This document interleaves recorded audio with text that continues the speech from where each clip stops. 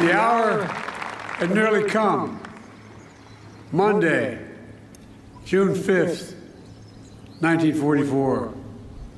The evil of Hitler's Third Reich was devastating the world.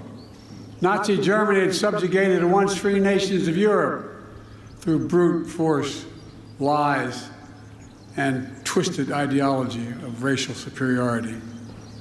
Millions of Jews murdered in the Holocaust. Millions of others killed by bombs, bullets, bloody warfare. Hitler and those with him thought democracies were weak, that the future belonged to dictators. Here, on the coast of Normandy, the battle between freedom and tyranny would be joined. Here, on that June morning, the testing was at hand. President Macron, Mrs. Macron, Secretary Austin, Secretary Blinken, distinguished guests, most of all, our honored veterans who met that test at the ages, a test of ages to that moment, 80 years ago today.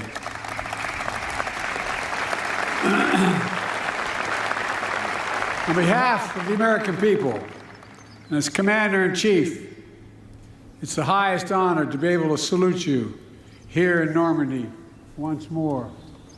All of you, God love you.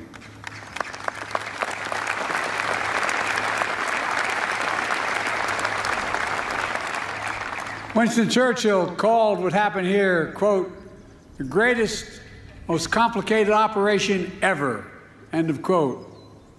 After years of planning, Operation Overlord was ready to launch just as soon as the weather turned. Across the choppy English Channel, the Supreme Commander of the Allies, Dwight D. Eisenhower, waited. The largest force ever of its kind, built by 12 nations. Men, guns, planes, naval craft of every description waited. The world, captive and free, waited. Finally, Eisenhower's forecaster said there was a window in the weather. It would open briefly on Tuesday, the 6th of June. The general weighed the options and gave the order. At dawn, the Allies would strike. The great crusade to free Europe from tyranny would begin.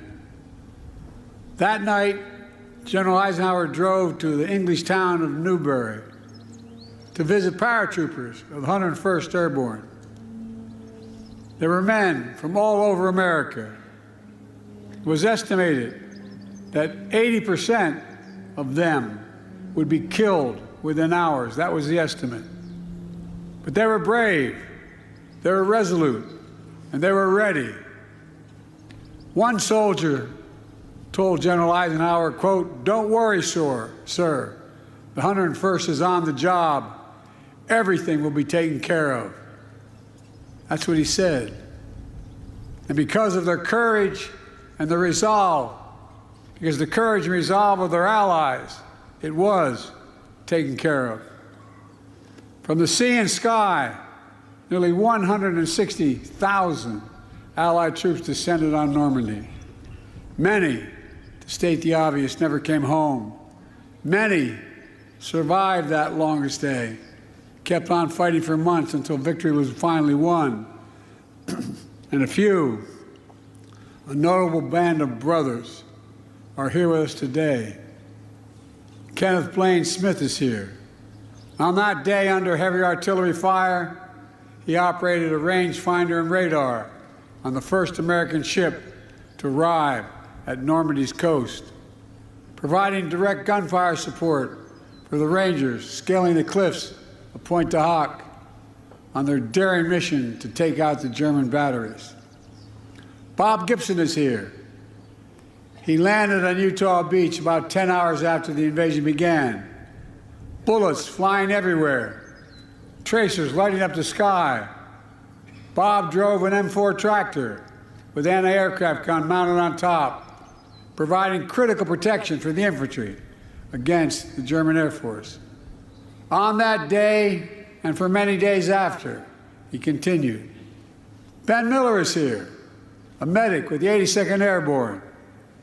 At 3 a.m. on June 6th, he and 13 other medics flew over the channel in a rickety glider.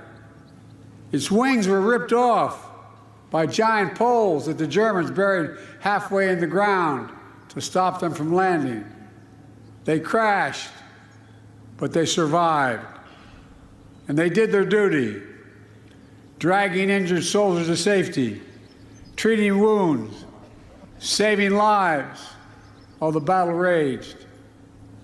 Every soldier who stormed the beach, who dropped by parachute or landed by glider, every sailor who manned the thousands of ships and landing craft, every aviator who destroyed German-controlled airfields, bridges, and railroads, all were backed by other brave Americans, including hundreds of thousands of people of color and women who courageously served despite unjust limitations on what they could do for their nation.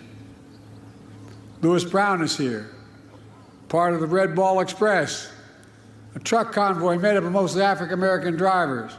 They landed in Normandy in the wake of D-Day. They rushed supplies to the rapidly advancing front lines. Woody Woodhouse is here, members of the legendary Tuskegee Airmen, who flew over 15,000 sorties during the war. Marjorie Stone is here. She enlisted in the women's branch of the Naval Reserve, became an aircraft mechanic, spent the war keeping American planes and pilots in the air. Theirs has always been the story of America. Just walk the rows of this cemetery as I have. Nearly 10,000 heroes buried side by side, officers and enlisted, immigrants and native-born, different races, different faiths, but all Americans. All served with honor when America and the world needed them most. Millions back home did their part as well. From coast to coast, Americans found countless ways to pitch in. They understood our democracy is only as strong as all of us make it together. The men who fought here became heroes, not because they were the strongest or toughest or most fiercest, although they were, but because they were given an audacious mission, knowing, every one of them knew, the probability of dying was real. But they did it anyway. They knew, beyond any doubt, there are things that are worth fighting and dying for. Freedom is worth it. Democracy is worth it. America is worth it. The world is worth it. Then, now, and always. The war in Europe didn't end for another 11 months. But here, the tide turned in our favor. Here, we proved the forces of liberty are stronger than the forces of conquest. Here, we proved that the ideals of our democracy are stronger than any army or combination of armies in the entire world. We proved something else here as well, the unbreakable unity of the Allies. Here with us are men who served alongside the Americans that day, wearing different flags on their arms, but fighting with the same courage for the same purpose. What the Allies did together 80 years ago far surpassed anything we could have done on our own. It was a powerful illustration of how alliances, real alliances, make us stronger. A lesson that I pray we Americans never forget. Together we won the war. We rebuilt Europe, including our former enemies. It was an investment in what became shared and a prosperous future. We established NATO, the greatest military alliance in the history of the world. And over time, you got it, it is. And over time, We brought more nations into NATO, the NATO alliance, including the newest members, Finland and Sweden.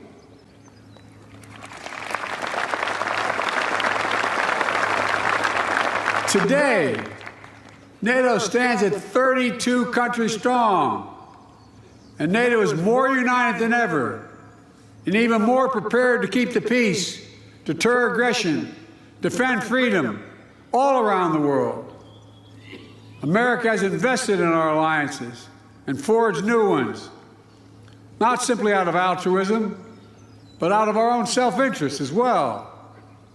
America's unique ability to bring countries together is an undeniable source of our strength and our power. Isolationism was not the answer 80 years ago and is not the answer today.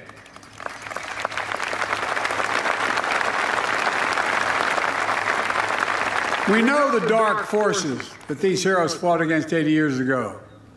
They never fade.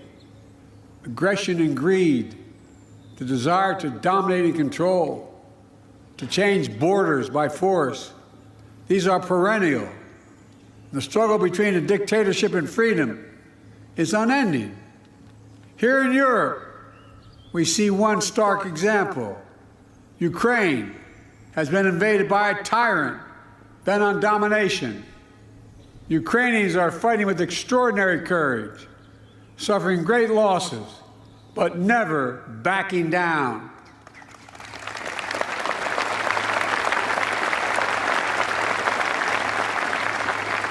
They've been inflicted on the Russian aggressors. They've suffered tremendous losses in Russia. The numbers are staggering. 350,000 Russian troops dead or wounded. Nearly 1 million people have left Russia because they can no longer see a future in Russia. The United States and NATO and a coalition of more than 50 countries standing strong with Ukraine. We will not walk away.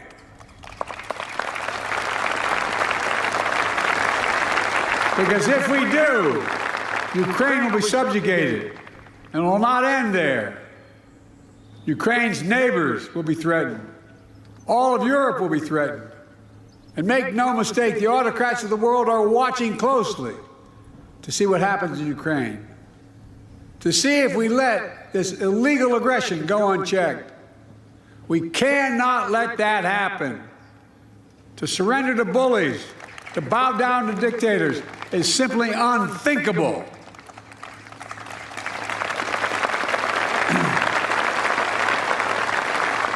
Were we to do that, it means we'd be forgetting what happened here in these hallowed beaches. Make no mistake, we will not bow down.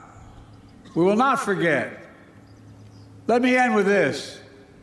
History tells us freedom is not free. If you want to know the price of freedom, come here to Normandy. Come to Normandy and look. Go to the other cemeteries in Europe where our fallen heroes rest. Go back home to Arlington Cemetery. Tomorrow, I will pay respects at Pointe du Hoc. Go there as well and remember, the price of unchecked tyranny is the blood of the young and the brave. In their generation, in their hour of trial, the Allied forces of D-Day did their duty. Now the question for us is, in our hour of trial, will we do ours? We're living in a time when democracy is more at risk across the world than any point since the end of World War II, since these beaches were stormed in 1944. Now we have to ask ourselves, will we stand against tyranny, against evil, against crushing brutality of the iron fist? Will we stand for freedom? Will we defend democracy?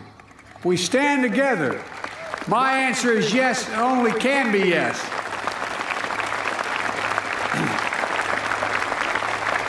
We're not far off from the time when the last living voices of those who fought and bled on D-Day will no longer be with us. So we have a special obligation. We cannot let what happened here be lost in the silence of the years to come. We must remember it, must honor it, and live it. And we must remember the fact that they were heroes here that day does not absolve us from what we have to do today. Democracy is never guaranteed. Every generation must preserve it, defend it, and fight for it. That's the test of the ages. In memory of those who fought here, died here, literally saved the world here, let us be worthy of their sacrifice. Let us be the generation that when history is written about our time, in 10, 20, 30, 50, 80 years from now, it'll be said, when the moment came, we met the moment. We stood strong. Our alliances were made stronger. We saved democracy in our time as well. Thank you very much, and may God bless you all, and may God protect our troops. Thank you.